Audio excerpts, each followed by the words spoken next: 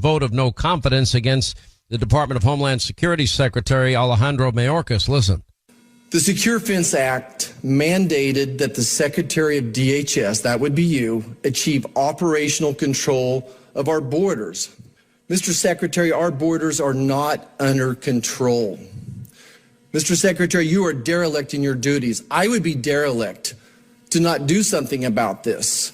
And that's why I have a draft resolution here that I intend to introduce in the coming days that would require the Senate to take a vote of no confidence on Secretary Mayorkas. As I've stated on the record before, I stand at the ready to receive articles of impeachment from the House and conduct an impeachment trial in this body. But in the meantime, I think the Senate must show our colleagues in the House that we've had enough of the failures from the Department of Homeland Security and believe that the Secretary is not fit to faithfully carry out the duties of his office. I would like to insert this into the record. Mr. Chairman. Anyway, Senator Marshall joins us now. He's leading a group of GOP senators on the Senate floor to demand that they move forward with this impeachment inquiry. Sir, welcome back. How are you?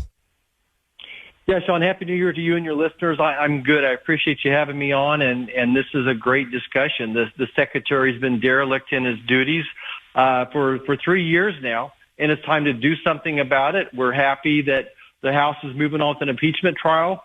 Over here on the Senate side, we cannot initiate an impeachment, but we can certainly do this vote of no confidence and get the Democrats on record and maybe put some wind beneath the wings of my friends over on the House side.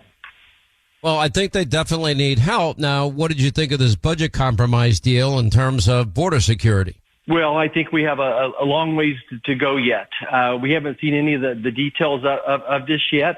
I think that it sounds like they made some good progress, but it's probably not far enough for someone like me who thinks that this is the number one issue that's facing America right now. It's the number one thing that Kansans are concerned about right now, is this border security issue. We're losing a Kansan every day from fentanyl poisoning. People don't feel safe at home anymore. The cartel has stations all over the state of Kansas now as well. So I think it's a step in the right direction, and we look forward to making it better. Well, I look forward to making it better. To me, it's the number one. It's our number one national security priority. I think it's a clear and present danger. And I'm convinced, especially after analyzing where a lot of these people are coming from, why would we ever allow anybody into this country from the number one state sponsor of terror, Iran, or their proxy state, Syria, or the home of the Muslim Brotherhood, Egypt, without heavy vetting, or Afghanistan, the home of Al-Qaeda?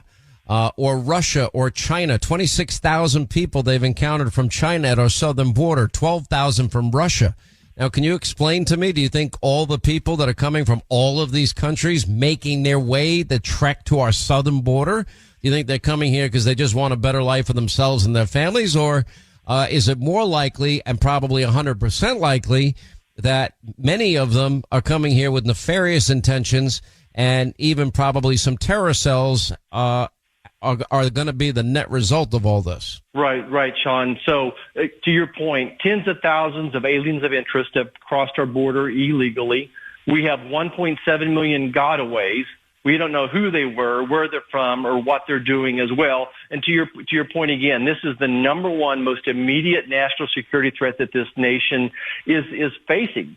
There's no way we can check and verify who 10 million people are that we've encountered on our southern border over these 3 years. That's why we need to go after Mayorkas. We need to fire him now, and we need to let Joe Biden know we're going to fire him in 300 days. Why are we not hearing more from the Senate side on supporting the House and staying united on this issue of, okay, if you want to shut down the government, fine, but this is a national security threat. I also believe on the issue of debt and spending, that's a national security threat also, but this is a more immediate national security threat. There's been virtual silence from a lot of people in the Senate. Why is that?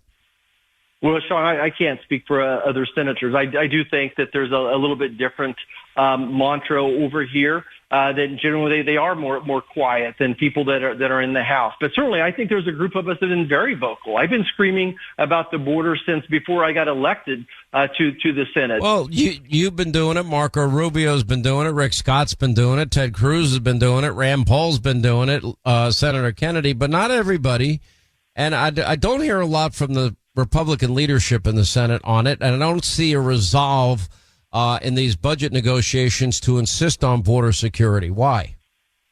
I don't have a good answer for you, Sean. I do hear Leader McConnell speaking louder and more often on the need for border security, that it is a priority. I think he's made it very clear that there'll be no funding for Ukraine unless we get border security. So I think it's there. Is the volume as loud as you and I'd like to see it? It's probably not. But I'm going to sure keep fighting for it. I'll guarantee you that. Well, I hope so. And you rightly said that Secretary Mayorkas is derelict in his duties and that you'd be derelict not to do something about it. And I wish you all the luck with this. When are you going to have him back before your committee? Well, I know immediately before the committee. I know we're going to introduce this resolution tomorrow and get the Democrats, put them on record that if they're voting against this resolution, that makes them say that Mayorkas is indeed doing. This is the no confidence vote, right? Exactly. So we'll have that on the Senate floor. As far as the next time Mayorkas is in front of our committee, there's nothing on the schedule that I'm aware of. All right, Senator Marshall, we always appreciate you being with us of the great state of Kansas. Thank you, sir. 800-941-SEAN.